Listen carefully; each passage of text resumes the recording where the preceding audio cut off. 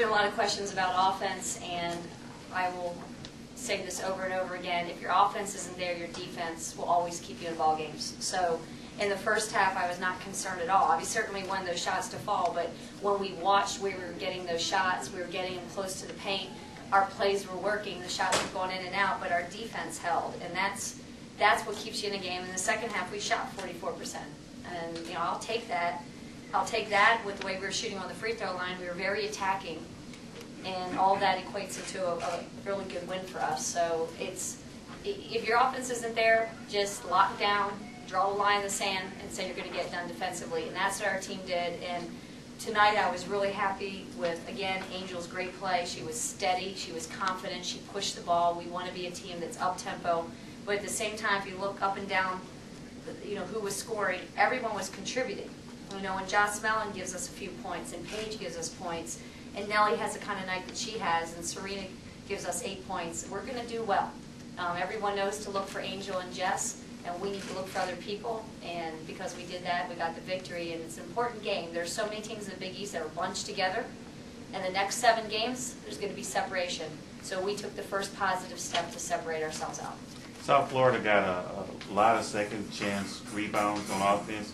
I guess it was due to their three-point shooting because they got a lot of long rebounds. It was a lot of long rebounds. I mean, we were trying to secure the paint on the inside, and they got long rebounds, and some we chased down and some we didn't. But yeah, rebounding is kind of going to be a thing we talk about when we go smaller with our 3-guard lineup and play our zone.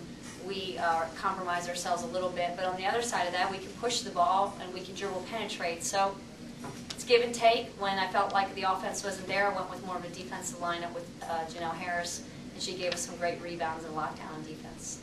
I think there was some miscommunication on defense in the first half when you went to zone a little bit. Was it? We were in zone most of the first half. Was it just personnel, or there was a couple possessions where there were layups? Yeah, we stared at the ball on 2 of them when we trapped, and on the weak side they dove. There was only one possession where there was confusion on defense, and I take full responsibility for that. I changed it on the fly. We were switching between zone and man. That was part of our game plan, to keep switching, and I changed it, and not all the team knew it, so they scored on that one.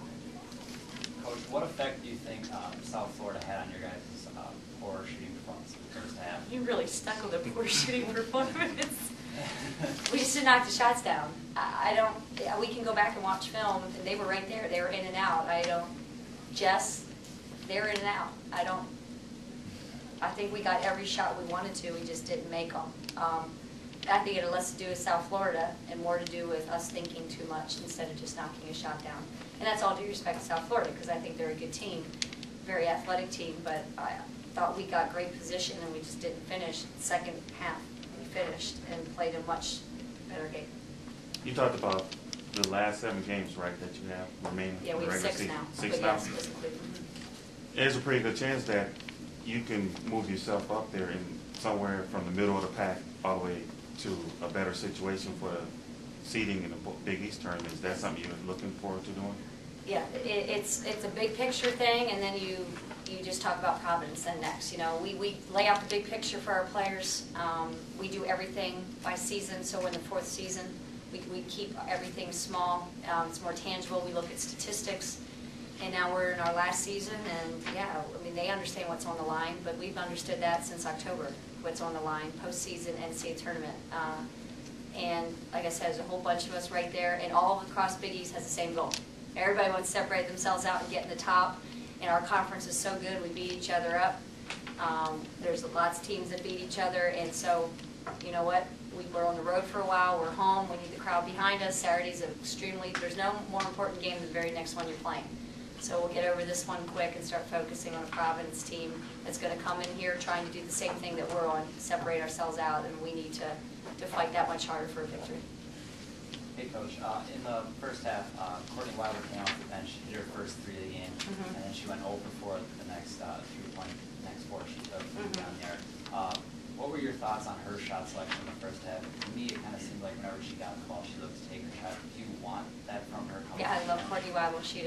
Yeah, Courtney has the green light. It's going to open up things inside. I trust her 100%. The decision she's making, and Courtney, the more comfortable she's out there and she's knocking shots down, it makes people have to react. I was just more upset that our team wasn't looking to rebound. We just think every time Courtney shoots, it's going to go in. And so we have to understand that she is going to miss, and she did. And second half, we put her back in, and we didn't give her the looks that she needed. But she's in the gym every single day shooting. She's a rhythm shooter. She never thinks twice about it. If I had a problem with her shots, I would tell her, and wasn't upset at all. Was it a matchup situation as to why Lauren Thomas wasn't? She was like in and out a little bit. Well, it was rebounding on the weak side. Janelle Harris was just doing a better job, so I thought that was a better situation. And Janelle was going to the hoop. I just thought it was other people. I thought Lauren was consistent, but other people were giving us more of a spark.